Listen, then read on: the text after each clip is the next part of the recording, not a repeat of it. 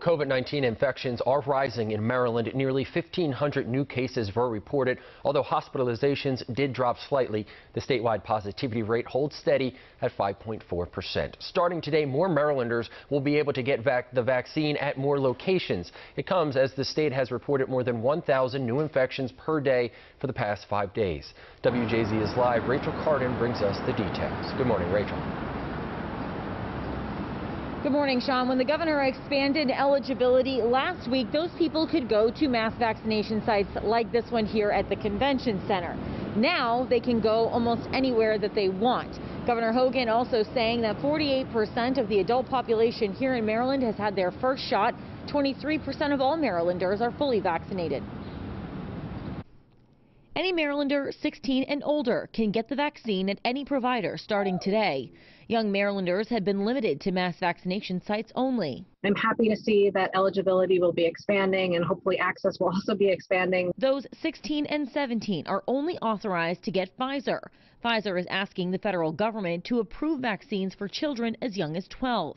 We need them to get the benefit of the vaccine, but also it will help us to reach herd immunity a lot faster if we don't just have to rely on adults all to be vaccinated. Maryland's health secretary would still like to see most in the state vaccinated by the end of May. So the governor's made it very clear to us he wants 100,000 shots a day, and we're building that infrastructure to handle that when we get the shots.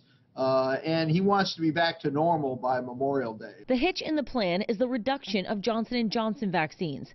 Millions of doses made at the Emergent plant in Baltimore still can't be used after a mix-up last month ruined doses and delayed federal approval of anything produced at the plant, leaving Maryland 250,000 doses short for the rest of the month.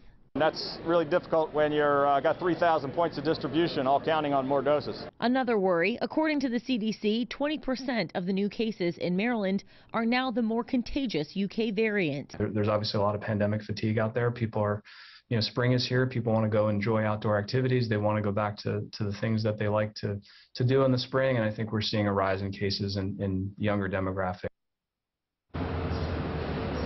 Here in Baltimore City, new infections are up 168% in the last 4 weeks. Now, starting this week, there are also 2 new vaccination sites opening: Frederick Community College, as well as the Navy Marine Corps Memorial Stadium down in Annapolis.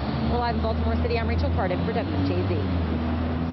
Rachel, thank you. There is some good news this morning as Maryland continues to make progress in getting people vaccinated. More than 1.3 million Marylanders are now fully vaccinated. The governor says we're nearing our goal of 100,000 shots per day, but increasing the rate of vaccinations is dependent on supply, and the state is facing shortfalls. The federal government recently announced it's slashing Maryland's allotment of the Johnson & Johnson vaccine by 85%.